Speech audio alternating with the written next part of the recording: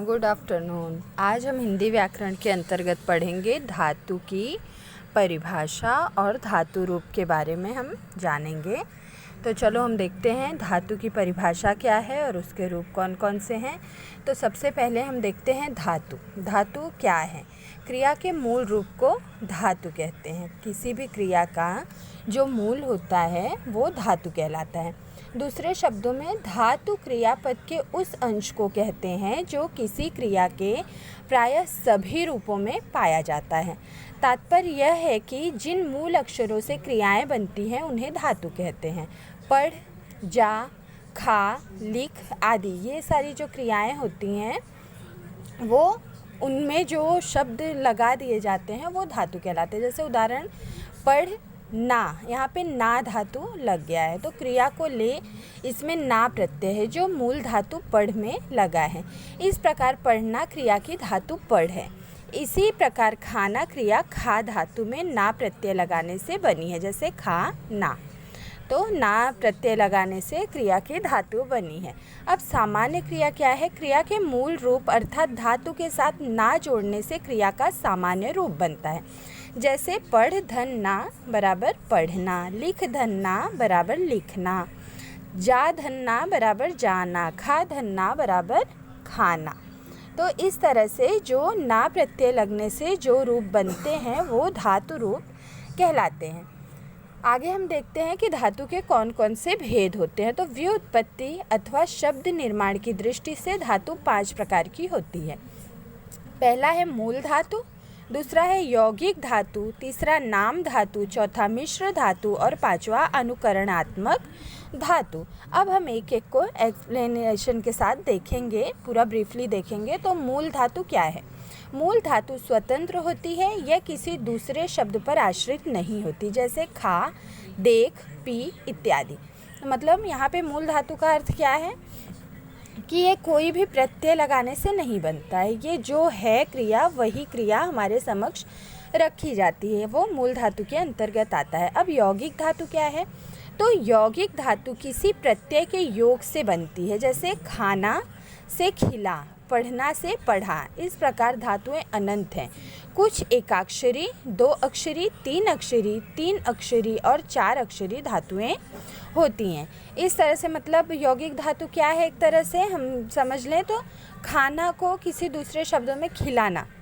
तो ये जो धातु ये मतलब जो उसका शब्द बदल जाता है वो यौगिक धातु के अंतर्गत आता है। पढ़ना तो पढ़ा। इस तरह से जो धातुएं बनती हैं वो यौगिक धातु के अंतर्गत आती हैं। आगे हम देखते हैं यौगिक धातु की रचना कैसे होती है। तो यौगिक धातु 3 प्रकार से बनती है। पहला है धातु में प्रत्यय लगाने से अकर्मक से सकर्मक और प्रेरणार्थक धातुएं बनती है। कई धातुओं को संयुक्त करने से संयुक्त धातु बनती है। संज्ञा या विशेषण से नाम धातु बनती है। देखते हैं हम कि नाम धातु क्या है। जो धातु संज्ञा या विशेषण से बनती है उसे नाम धातु कहते हैं। जैसे संज्ञा से हाथ, हथियार। अगर आप लोगों ने संज्ञा नहीं पढ़ा होगा तो मेरी वीडियो आप लोग देख लीजिए, बहुत ही शॉर्ट फॉर्म में बहुत ही अच्छे तरह से समझाया गया है। आप लोग एक बार देखेंगे तो अच्छी तरह संज्ञा, क्रिया सब कुछ आप विशेषण वगैरह समझ जाएंगे। आगे हम देखते हैं संज्ञा से बात तो बतियाना, विशेषण से चिकना तो चिकनाना, विशेषण से गरम तो गरमाना। इस तरह से जो धातुएं बनती है वो नाम धातु के अंतर्गत आती हैं।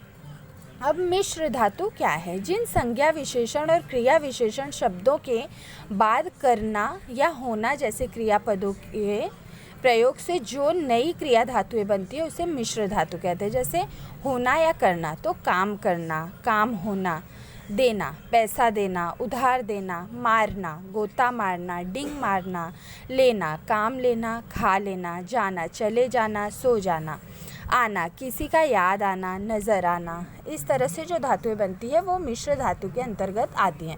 अब अनुकरणात्मक धातु क्या है? जो धातुएं किसी ध्वनि के अनुकरण पर बनाई जाती हैं उसे अनुकरणात्मक धातु कहते हैं। जैसे पटकना, टनटनाना, खटखटाना धातुएं अनुकरणात्मक धातु के अंतर्गत आती हैं। मतलब किसी भी चीज़, बैल का रिंग हम सुन करके उसे अपने मन से उसके म्यूज़िक के थ्रू हम उसका अनुकरण करते हुए उसकी आवाज़ को लिखने के में बना देते हैं। लिख करके उसे बनाए से खटखटाना, तो दरवाज़े के खटखट की आवाज़ को हम खटखटाना शब्द के रूप में अनुकरण करते हैं और उसे हम खटखटाना शब्द लिख देते हैं। इस तरह से जो धातुएं होती हैं वो इसी प्रकार बनाई जाती हैं। तो आप लोगों ने देखा कि धातुओं के विभिन्न रूप और धातुओं के विभिन्न प्रकार। मैंने बहुत ही शॉर्ट फॉर्म में इसे बताया है। अगर आप लोगों को ब्रीफली धातु के बारे में जानकारी चाहिए तो आप लोग मुझे कमेंट बॉक्स में ज़रूर बताइए। मैं कोशिश करूँगी और भी अच्छी तरह और थोड़ा ब्रीफली इसका नॉलेज देने के लिए। एक्चुअली मुझे बहुत बार पूछा गया कि धातु क्या है, धातु का अर्थ क्या है, इसलिए मैंने शॉर्ट सा वीडियो बना दिया है। सो बच्चों, आप लोगों को अगर अच्छा लगा हो तो मेरी वीडियो लाइक और कमेंट ज़रूर कीजिएगा, सब्सक्राइब कीजिएगा। सो बाय बाय।